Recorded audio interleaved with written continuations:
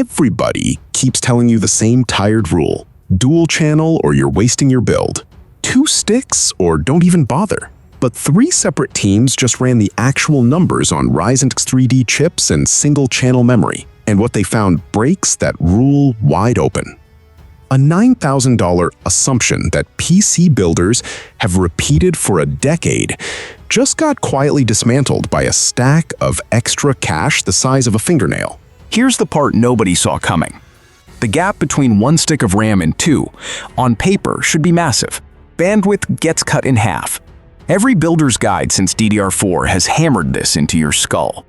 Yet when creators strapped a Ryzen 9 9900 X3D, a Ryzen 7 9850 X3D, and a main gear pre-built running the same chip family through real gameplay, the difference between single and dual channel landed somewhere between nothing and a rounding error. And that changes the entire economics of building a gaming PC in 2026. Let's start with the chip that started this conversation. The 9900 X3D isn't just another CPU with a bigger number on the box. It's built around something called 3D V-cache. And once you actually understand what that cache is doing, the single-stick result stops looking like a fluke and starts looking like the whole point of the design. Picture the normal path data has to travel.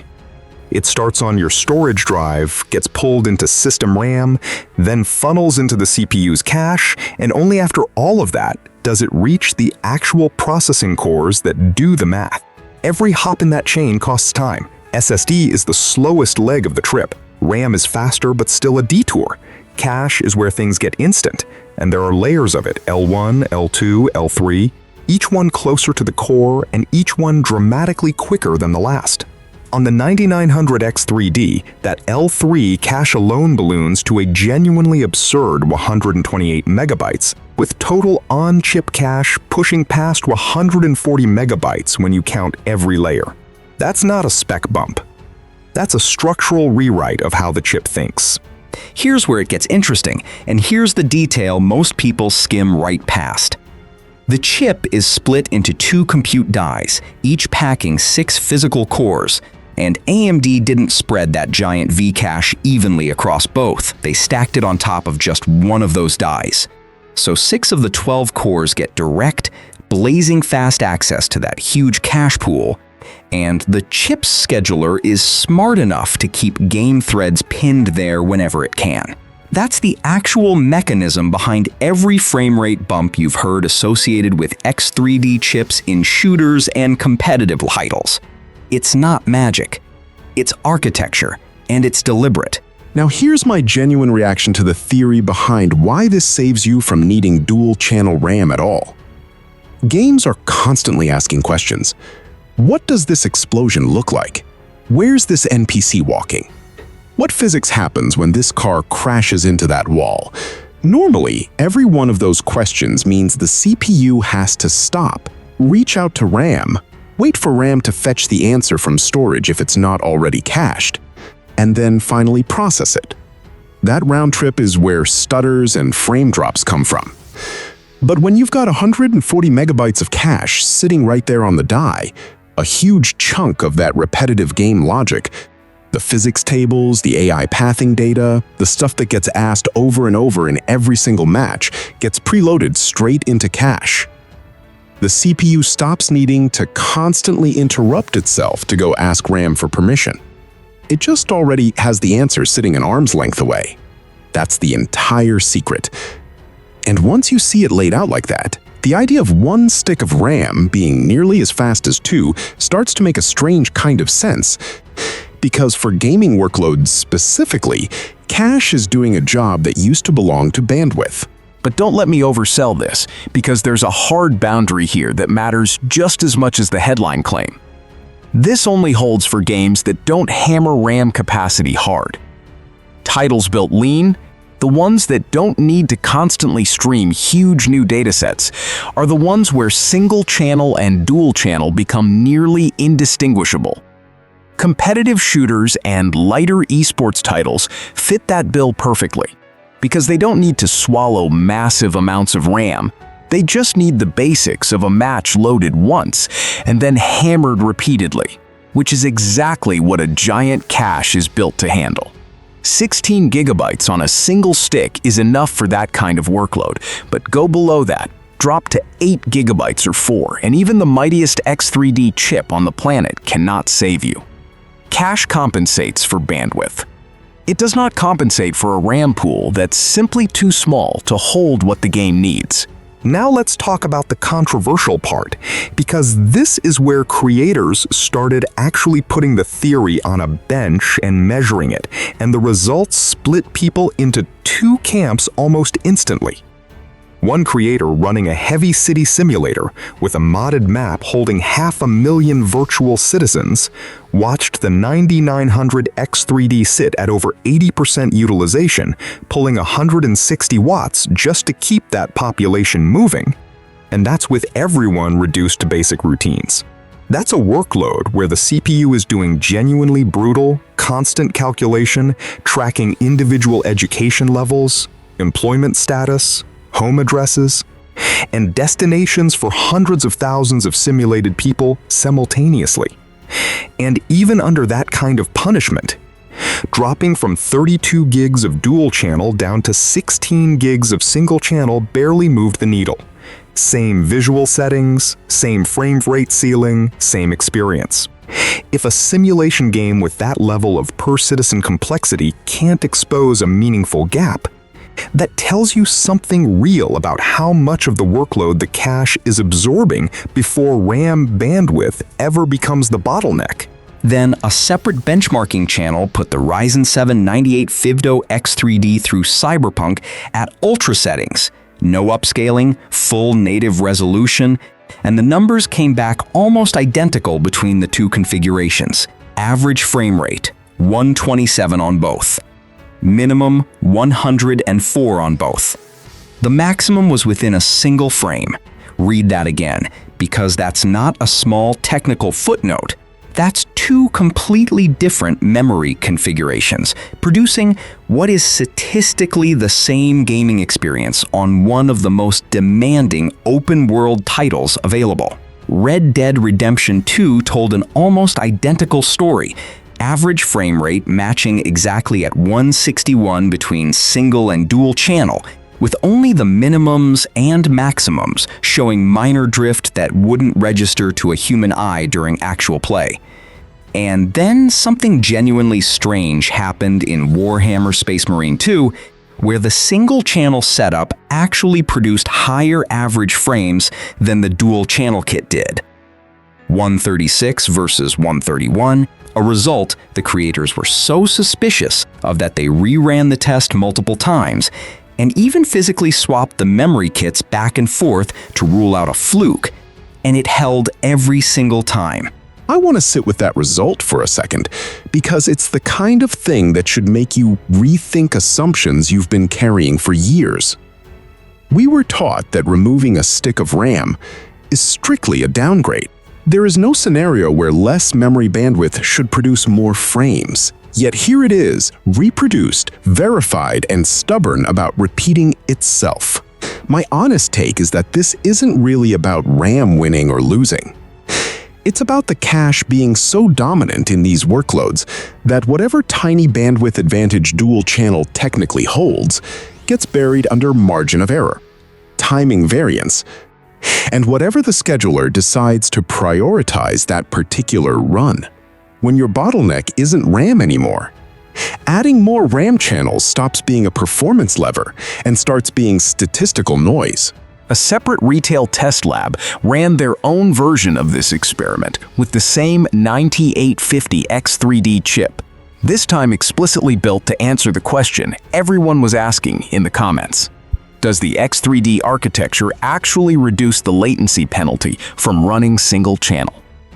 Their Cyberpunk numbers landed almost comically close, 126.84 average on dual channel versus 127.09 on single channel, meaning the single stick configuration technically edged out the dual channel setup by a fraction of a frame with a higher minimum frame rate to go along with it. Their explanation lines up with everything we've already covered, that the extra V-cache is cutting down how often the CPU has to reach for RAM in the first place. And since the single stick eliminates certain inter-channel timing overhead, you're not just losing less than expected. You might occasionally come out ahead by pure coincidence of how the scheduler handles a simpler memory topology. But here's the twist that keeps this from becoming a blanket rule you can apply to every single game on your library. And honestly, this is the part that should shape how you actually think about your own build. Not every title responded the same way. One racing simulation pushed to its most extreme graphical preset showed the single stick configuration dipping to a minimum of 51 frames per second, while the dual channel setup held a minimum of 170, a gap so large it works out to well over 200% difference at the floor, even though the average frame rate barely moved between the two setups. That's not a rounding error. That's a genuine stability difference that a competitive or precision-focused player would absolutely feel in the form of stutters during the exact moments that matter most. A newer extraction shooter showed roughly an 11% average frame rate advantage for dual channel as well, a gap large enough to notice if you're chasing every possible frame in a genre where reaction time separates a win from a respawn screen. So here's my actual read on all of this, and it's a little more nuanced than either camp wants to admit. The people saying single channel with an X3D chip is basically free lunch are cherry-picking the games that happen to favor cache-heavy, repetitive workloads, which absolutely includes most competitive shooters and plenty of open-world titles built around streaming similar data types repeatedly. The people saying dual channel is still mandatory are usually pointing at racing sims, simulation-heavy titles, or anything that needs to pull genuinely large and varied datasets on the fly, where bandwidth still matters because cache simply cannot hold everything the game needs at once. Both camps are right about their specific use case and wrong the moment they try to generalize it to every game that exists. That's the actual controversy buried in these benchmarks, and it's the one most thumbnail headlines conveniently skip over. Now let's talk about why this actually matters to your wallet, because this isn't just a fun architecture trivia fact, it's a financial decision that could genuinely change what CPU you end up affording. Memory prices have been brutal lately, and dropping to a single 16GB stick instead of a matched dual-channel kit can save you real money, sometimes over $100 depending on the kit and the moment you're buying in. One retail comparison found that stepping up from a single 16GB configuration to the standard dual-channel bundle pushed total system price from around $1,800 before tax to nearly $2,000 before tax, purely from the memory upgrade path. That's not pocket change. That's the difference between affording a mid-tier graphics card upgrade and settling for the one you already had. And several viewers in the comment sections openly said this reasoning was exactly why they went with a single stick setup on their own builds, treating it as a calculated trade-off rather than a compromise, planning to add a second stick down the line once prices normalize or their budget allows it.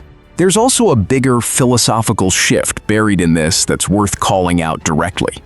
The old advice to always buy your full RAM kit up front existed because bandwidth mattered enormously, and there was no way around that limitation.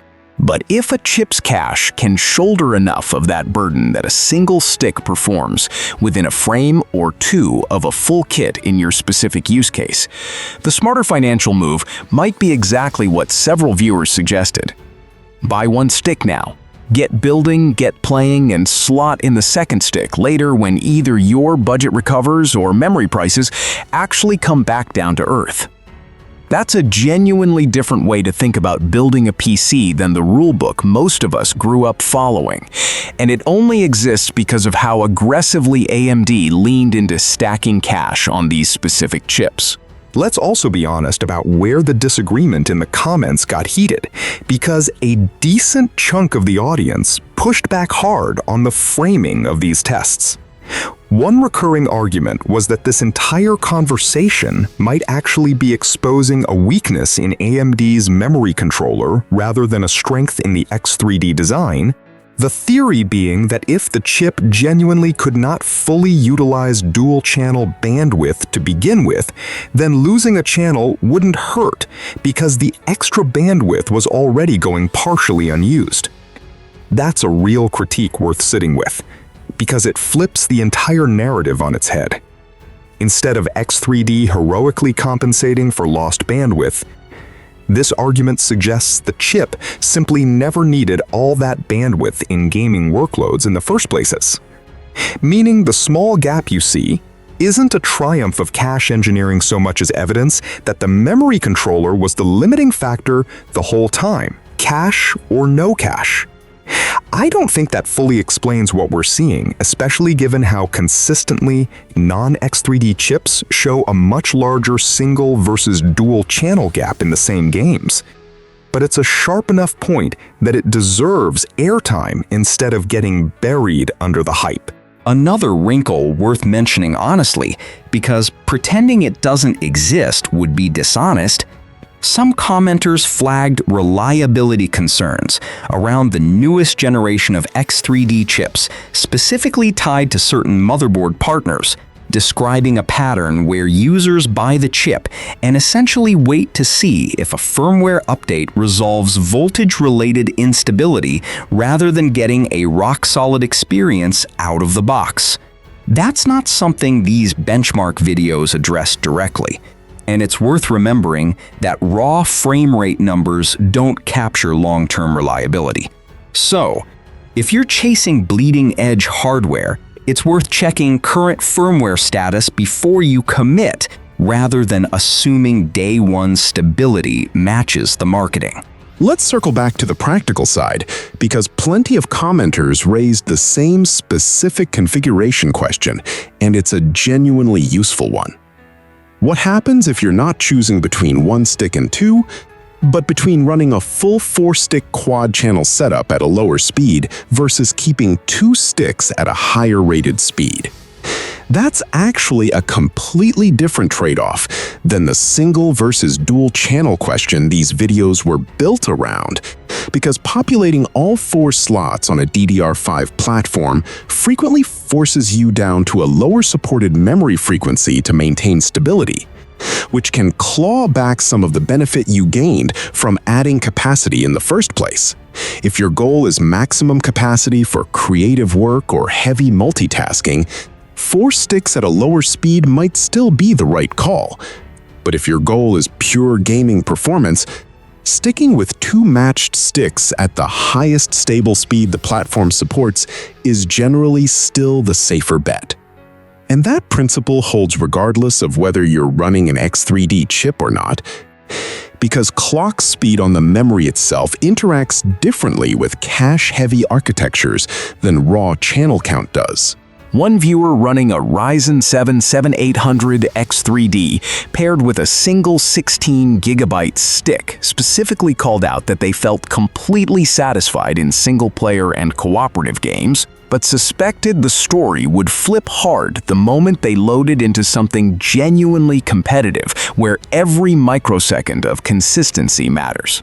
That's actually a really sharp read on the whole situation, because it lines up almost perfectly with what the benchmark data showed. Competitive esports titles with tight, repetitive data patterns are exactly where cache dominates and channel count becomes irrelevant.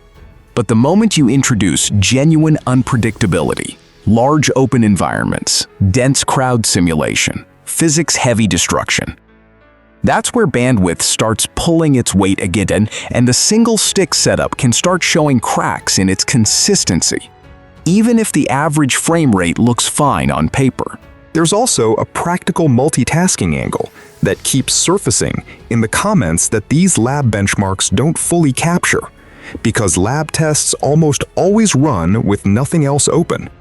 One viewer running a 9800 X3D alongside a high-end graphics card and 32 gigabytes of RAM specifically pointed out that once you factor in an ultra-wide monitor, a couple of side monitors running Discord and YouTube simultaneously, and the habit of never playing with just the game open and nothing else, 16 gigabytes stops being comfortable, and 32 starts feeling like the realistic minimum.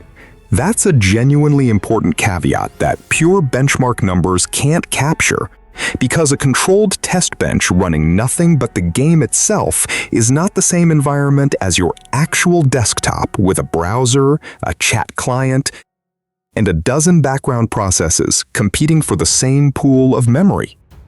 If you're the kind of person who treats their gaming rig as a genuine multitasking hub rather than a single-purpose machine, the math shifts noticeably in favor of keeping that second stick installed from day one. Let's talk about resolution and settings too, because that's another variable that shapes how much this whole conversation actually applies to your specific setup.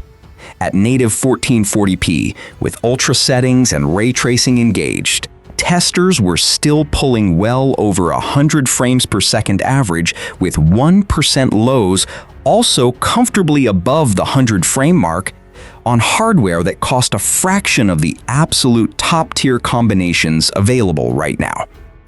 That's genuinely impressive when you consider the price bracket these builds are sitting in, and it reframes the entire single versus dual channel debate as almost a secondary concern behind the much bigger story, which is that a mid to high-end X3D chip paired with a competent 16 gigabyte graphics card can comfortably handle 1440p gaming with ray tracing on and even dip into entry-level 4K territory with the right game selection and a reasonable expectation for frame rate. Now I want to bring up something that barely gets discussed but deserves way more attention, because 3D V-Cache didn't originate on consumer chips at all. It started on AMD's server-grade EPC processors, designed for scientific simulation, numerical computation, and workloads that have nothing to do with gaming whatsoever. Think airflow modeling, data-heavy render pipelines, anything where a processor needs an enormous local workspace to hold intermediate calculations without constantly reaching back out to slower memory. When AMD brought that same philosophy down into consumer Ryzen chips, gamers ended up as the accidental beneficiaries of technology that was originally built to solve an entirely different category of problem. That's honestly one of the more fascinating threads in modern CPU design, watching enterprise architecture trickle down and reshape assumptions about what a home gaming rig actually needs to perform at a high level. And that trickle-down effect goes beyond gaming too. Anyone doing file compression, video rendering, or media production work benefits from the same cache-heavy design, because those tasks are also fundamentally about processing large chunks of repetitive data as efficiently as possible. A single 30-minute video recording can easily balloon into 10 or more gigabytes of raw footage, and having that much fast local cache to work with during editing and rendering genuinely speeds up workflows that used to bottleneck on memory bandwidth alone. So even if gaming isn't your primary use case, the underlying architecture story here still applies to plenty of creative and productivity workloads running on the same chip. Let's zoom out and talk about what this actually means for anyone building or upgrading a PC right now. If your primary goal is maximizing competitive shooter performance, or you're building around a tight budget where every dollar matters, running an X3D chip with a single stick of 16 gigabits genuinely appears to be a legitimate, tested, and repeatable strategy rather than a corner-cutting compromise. You are very likely to get frame rates and 1% lows that are functionally indistinguishable from a full dual-channel kit in the specific genre of games where this matters most. But if your workload leans toward simulation-heavy titles, dense open worlds, heavy multitasking, or content creation running alongside your games, the safety margin narrows fast, and the extra investment in a matched dual-channel kit starts paying for itself in consistency rather than raw average frame rate.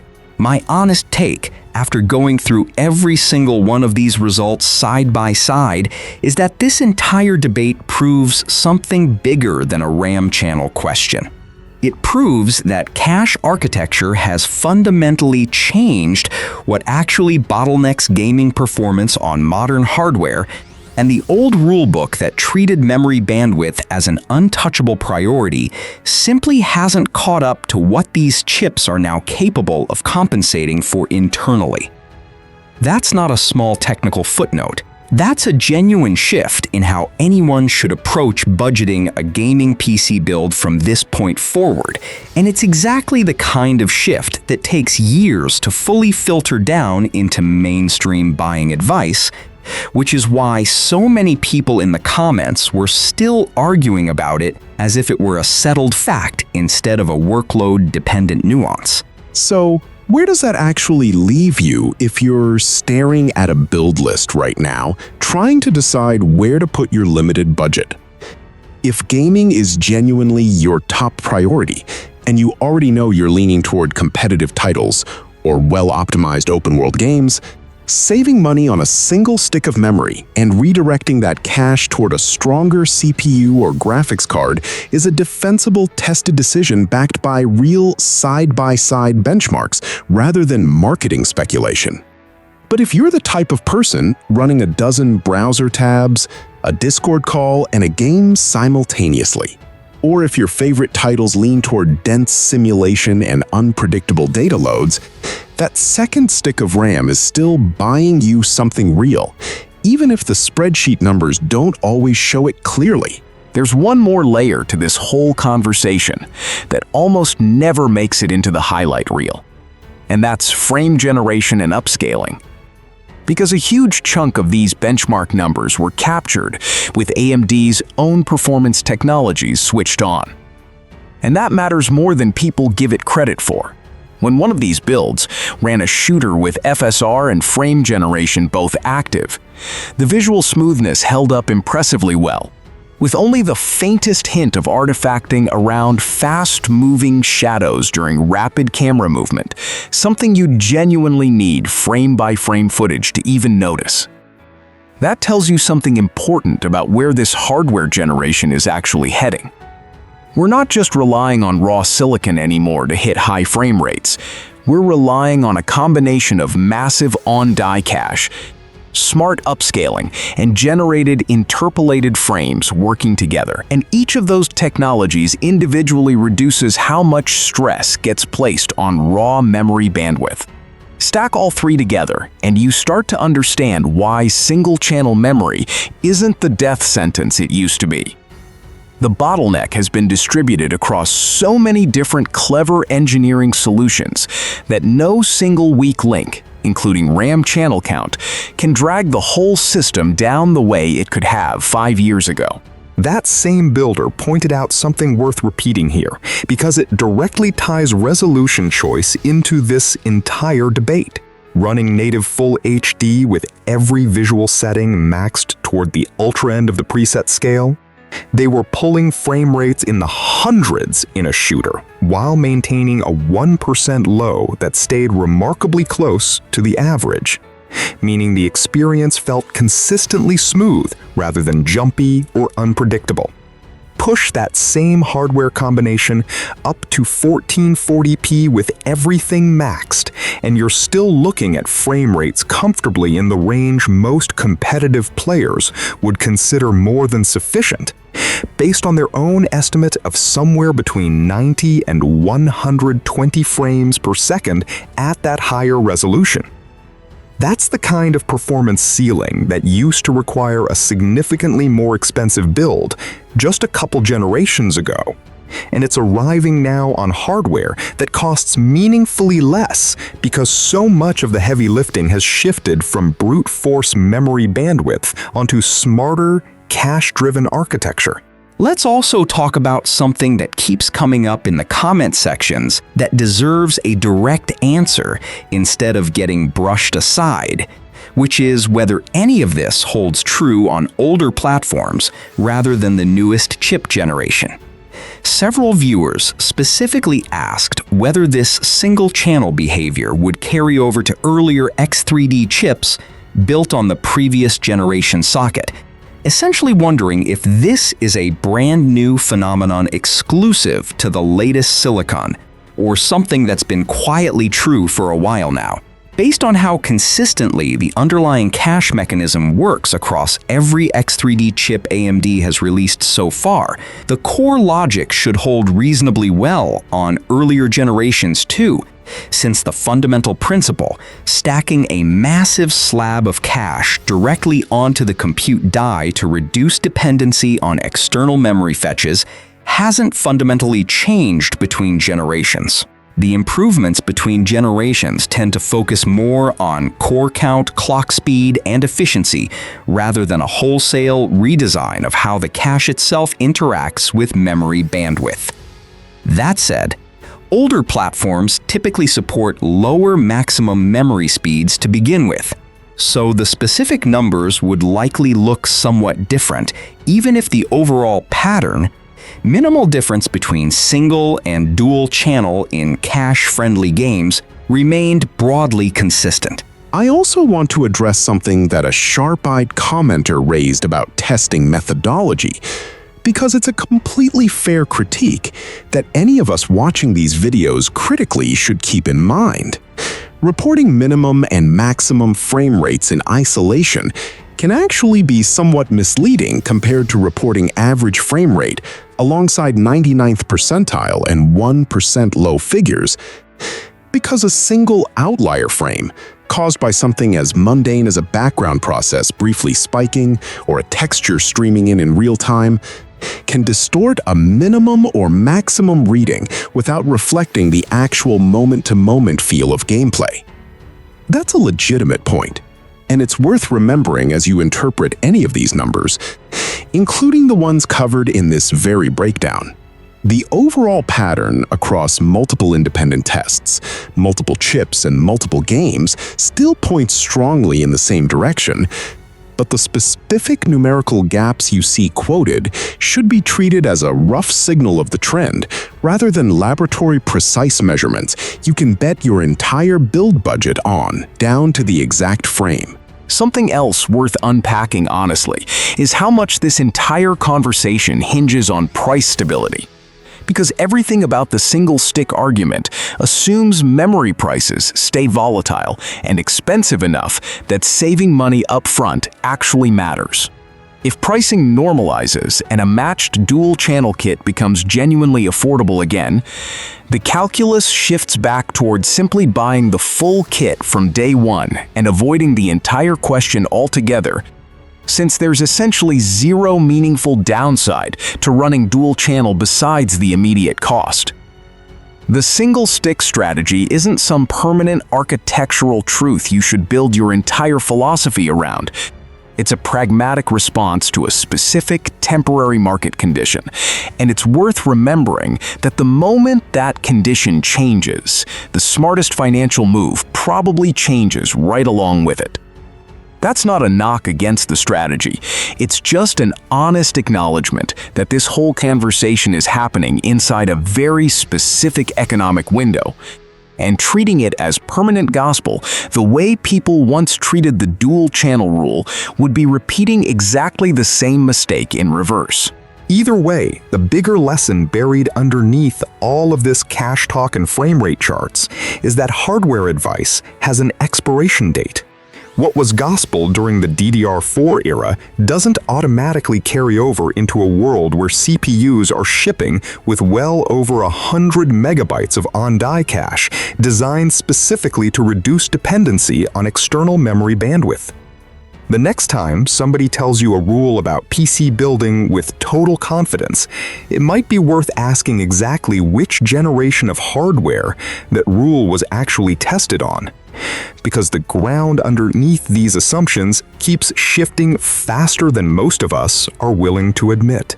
And if a stack of extra cash the size of a fingernail can quietly rewrite a decade of conventional wisdom about memory channels, what other long-held PC building rules are already outdated and just waiting for somebody to actually put them to the test? If you enjoy this video, please like, share, subscribe and hit the bell to the latest update from my channel. Thank you for watching till the end and see you in the next video.